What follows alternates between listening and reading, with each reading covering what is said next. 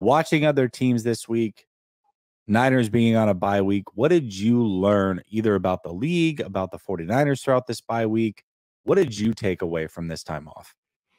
I've been spending a lot of time looking at a lot of different things. Diving into QBR is one of the things I've been doing the last few days, which is Okay, good luck.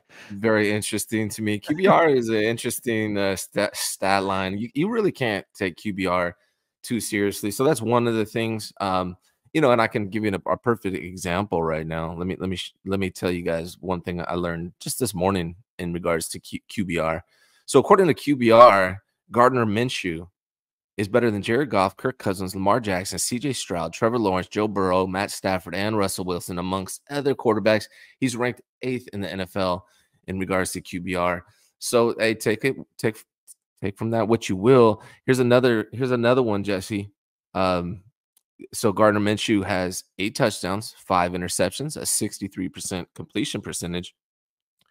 Yet he's above like CJ Stroud, who has 14 touchdowns, 1 interception, or Baker Mayfield, who has 12 touchdowns, 4 interceptions, or Joe Burrow, who has 12 touchdowns, 4 interceptions. No, Gardner Minshew is better than those guys, according to QBR. I find that wild. What do you think about QBR? I'm curious.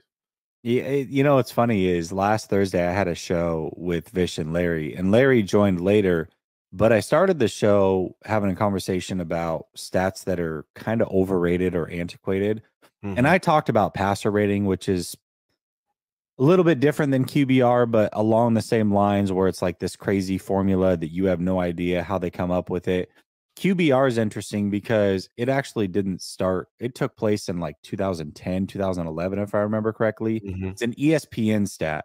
And what it does is it takes EPA and EPA's expected points added, which is a team stat, and it tries to strip away all the things that involve teammates and turn it into a quarterback stat. But it doesn't make any sense to me. I think Josh Allen right now is ranked number 1 in QBR. Everybody knows I'm a big Josh Allen guy. You will never hear me say Josh Allen is good because he's rated number 1 in QBR. I will never spit the stat. I won't talk about passer rating. Those are two things that I don't understand how they come up with them. I don't know what goes into them. How out of all quarterbacks right now, CJ Stroud couldn't be number 1 if there was some sort of formula with how many 14 touchdowns to 1 interception? Correct. Your guess is as good as mine. So yes. I have no clue, 0 clue. I don't pay any attention to it. I see it. People spout it. Nobody knows what the hell it means. So I don't know. Yeah, that's one of the things I learned. The other thing I learned, and I kind of knew it. It's been my stance this whole time.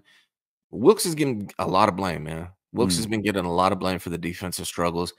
And in some degree, I agree. In some degree. But the 49ers linebackers at this point in the season have 3 times as many missed tackles. And Rob Stats pointed this out, by the way, so I got to give him credit. The 49ers linebackers have 3 times as many missed tackles at this point in the season as they did last year. So there's no play calling that's going to change whether or not the linebackers are making tackles or not. That's on the linebackers. That's on the players themselves. So some of these defensive woes that the 49ers are having, they're on the players, man. They're on the players, and we can't give Steve Wilkes all the blame. That's something else I learned during the bye week. Hey, what a nice message here from Gregarious Greg. He says, hey, at work right now, but I just wanted to jump in and send out some encouragement to these two. Keep up the good work. Fans like me love this thinking man's content. I will listen later. Take care. I appreciate that, man. That is very, very nice of you. I'll tell you a couple things that I learned during this bye week, Ryan. The 49ers have some work to do is really what I learned. I watch a lot of football, probably way more than I should, but I do watch a ton of teams. And then I also go back and I'll go watch a lot of all 22, especially around quarterbacks, just to kind of see what the quarterback position looks like across the league. But the 49ers have their work cut out for them. And I think they can do it. They still have the talent. They have to put things together. But when you look at teams like the Ravens, the Chiefs, the Eagles, man, there is a clear gap. The Bengals at this point, there's a clear gap between them and the 49ers right now. And like I said, I don't think that the 49ers can't close that gap. I think the trade for Chase Young is good. I think if they get back on track, and they certainly can, they can close that gap. But those teams right there, those three teams specifically, have very good quarterbacks. They're good in the trenches. And really, the AFC teams, Baltimore and Kansas City, have elite defenses as well. They're going to be very, very tough to beat. I am curious to see. I can't wait really for those games against the Ravens and Philadelphia. Those are going to be litmus test games. I do think they can beat Philadelphia. I'm not so positive about the Ravens. The Ravens seem like a whole different animal right now. Yeah, both those games are going to be interesting. December 3rd versus the Eagles, and then Christmas Day versus the Ravens. And I'm surprised. I heard you say it before, and I looked it up in regards to Lamar Jackson versus NFC opponents. It's 18-1. So I'm saying he's tough to beat, man, on 1 What? week's notice. These teams don't play him enough. Yeah. 18-1 is an insane stat line. Like Mhm. 18-1 against NFC opponents, Lamar Jackson. And you know, the credit to Lamar to the Ravens too. It's not just Lamar Jackson. They beat the Seahawks in a game where maybe Lamar Jackson wasn't even the main reason. They're just solid. Their run game, they destroyed the Seahawks in the run game. Niners have had a problem stopping the run. They also have a good defense. And then you throw Lamar Jackson on top of it. It's just a tough, tough matchup.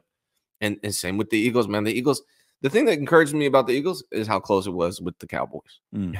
We smashed the Cowboys, and the Eagles pulled it off on Sunday night. I watched that game, but it was closer than I expected. That being said, the Eagles' strengths scare me in regards to their offensive line and their defensive line, whereas the Niners are strong on the defensive line, maybe the best on paper.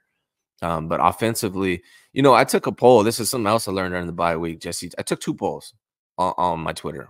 One of Uh-huh. them was, where do you guys rank Brock Purdy? And like Okay. 63% of the people that voted, I had like 2,300 people voted, something like that. 63% said between 11 and 16, Okay, which that's fair.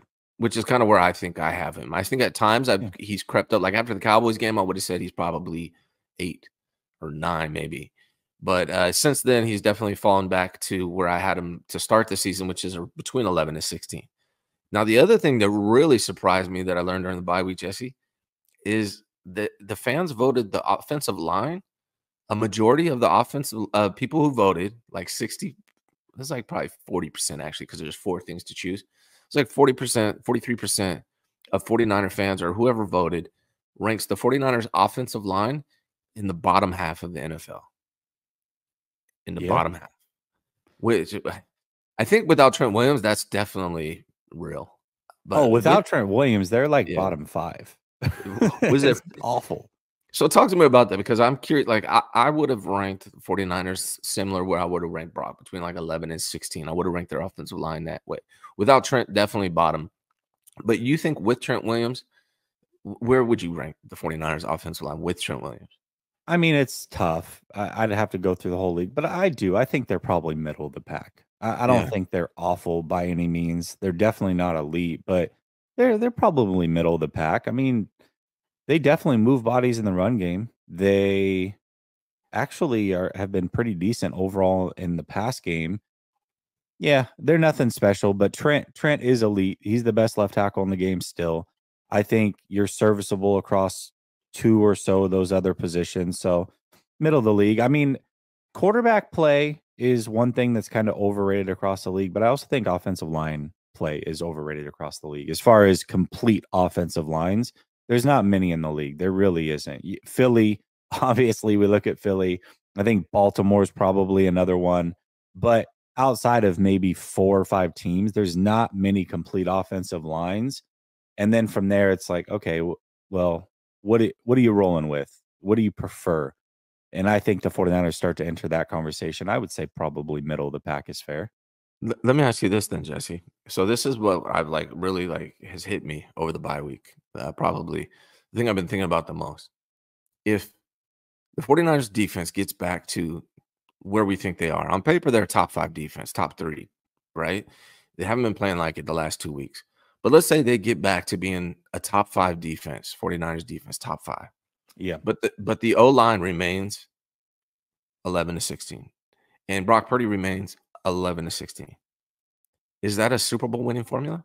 No. No. Yeah, that's what's hit me really recently. Brock has to play even better than he's ever played, and this defense has to get back to top 5, and this offensive line has to step up, man. Otherwise, it's pretty unencouraging in regards to this postseason, man, for me.